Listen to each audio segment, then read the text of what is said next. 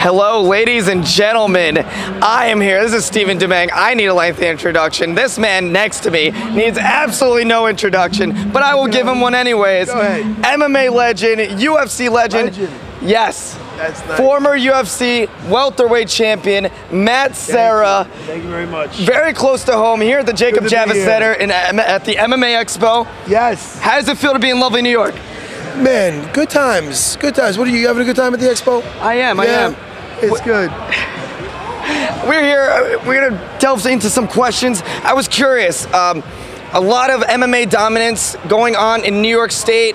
You're very familiar with quite a few of these names. Chris Weidman, Truck Gordon, Aljamain Sterling, Dennis Bermudez, a whole bunch. What are your thoughts on New York MMA making a rise? Man, I mean, personally, our team's been on a tear. You mentioned Dennis Bermudez. Wow, he had a great fight last night. That was amazing. I mean, I don't think anybody really, well, there's guys that took care of Guida, but not, I mean, that was just handedly. That was wild. So that was exciting. But yeah, man, as far as my team, myself and the big guy, Ray Longo, I couldn't be happier, man. It's been a great few weeks, of course, with Chris Weidman doing what he did with Machida, which has not been done before in that fashion, which was an amazing thing to witness. And then Eddie Truck Gordon, tough champ. And then Aljo Sterling, who is starting to really show why he's the Funk Master. Next up, we have September 5th is in the Foxwoods. We have Al Quinta coming back versus Rodrigo Dam. So I think Al's going to do a great job with that. So we're excited about that. What are your thoughts on Chris Weidman's next fight? Very controversial in Vitor Belfort. How do you feel about that fight, especially the whole TRT situation? Vitor is going to come in clean. He's going to be drug tested numerous times. What are your thoughts on Chris Weidman versus Vitor Belfort? No, I believe Chris is, I think that the last fight he had with Machida was the type of thing where it's like, all right, this is a test in a sense where nobody's really been able to cut off the ring with that guy, Cage, until Chris did what he did. There's other guys that might have looked a little something, but nobody. You don't see Machida's face looking like that after a fight. He might have got caught by Shogun that time. He got caught by Jones after he won the first round.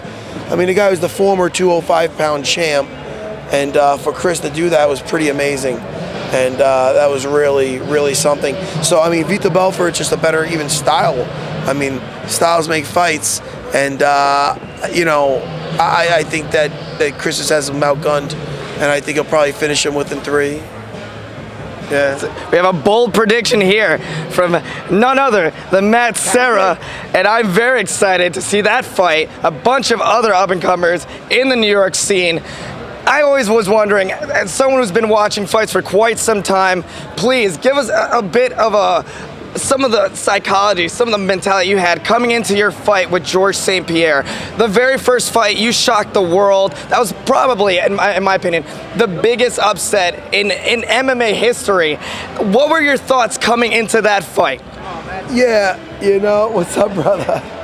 Yeah, man, no, the thing with going into the fight with George was I kind of had an ace up my sleeve because I was known as the jiu-jitsu guy, and meanwhile I was clocking in rounds of sparring, hurting guys with 16-ounce gloves on. So me and the big guy knew we had, we had a surprise coming, and by the time he figured that out, it was a little too late. So it's a good thing, So I mean, I was confident, not that I was going to beat him, but I was confident that that I could beat him and that I could hurt him. And when you want to hurt somebody, especially standing up, you put yourself out there to possibly get hurt.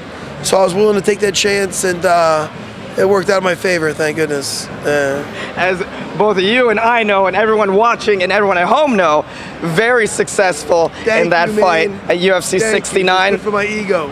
Hey, that's why they pay me the big bucks. Hopefully one day, Dana, hopefully some people are watching. They will be paying me the big bucks. Might be the next Ariel Helwani, you never know. Hey, hope so. I hope. No, you're already better looking than that guy. Thank you. We're not attacking that guy. What else we got, buddy? Hey, I was always curious as well. You're more or less synonymous with the UFC. You've only had almost all your fights were specifically in the UFC. There was another company by the name of Pride Fighting Championships that I'm sure you're quite aware of. Was that ever something on your radar to fight in Japan for Pride? Was that something that you were ever interested in? No, I was supposed to fight in Pride first, and I've told the story before. It's a little wacky. Before I got on the walkout, my opponent walked out before me, and he actually got lit up by the pyrotechnics. So my Pride career was not happening. So and because he got lit up, I wasn't able to fight. He got burned, and I ended up going to Abu Dhabi, trying out for that. Did well. I won the tournament to get out there. Then I did well over there. That led to the UFC. Things happen for a reason, and I'm happy to spend having spent my career in the UFC. It was a good time. Speaking of your UFC career, you were on The Ultimate Fighter as a contestant at Tough 4. You were on a Tough 6 opposite Matt Hughes. Would you ever coach again on The Ultimate Fighter? Oh, I wouldn't rule it out. It's a little different now, though. Just taking, I got 3 kids, so I don't know. We'll see how that works. But I mean, if it ever came about, but I wouldn't totally rule it out, though. Last but not least, we were talking about Pride not too long ago, very recently, probably less than a minute ago. Curious, they utilized a different move set, rather rule set. There was knees to the grounded opponent, there were stomps. Do you think those kind of techniques would be better utilized in today's MMA and more or less in the UFC? Obviously, UFC use different rules, those are not applicable. Do you think those moves would be utilized best? You would like to see them in UFC at all?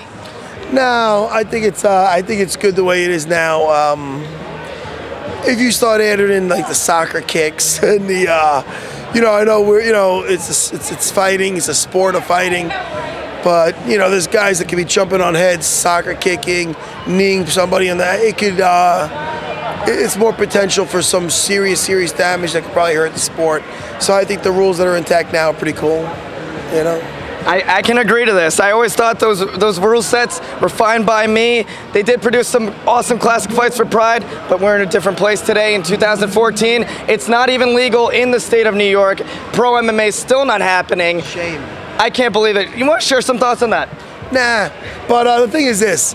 I'm only kidding, sorry. I got to get back to the thing. But you were going to say this, I'll say it now. SerraBJJ.com, Matt Serra UFC on Twitter.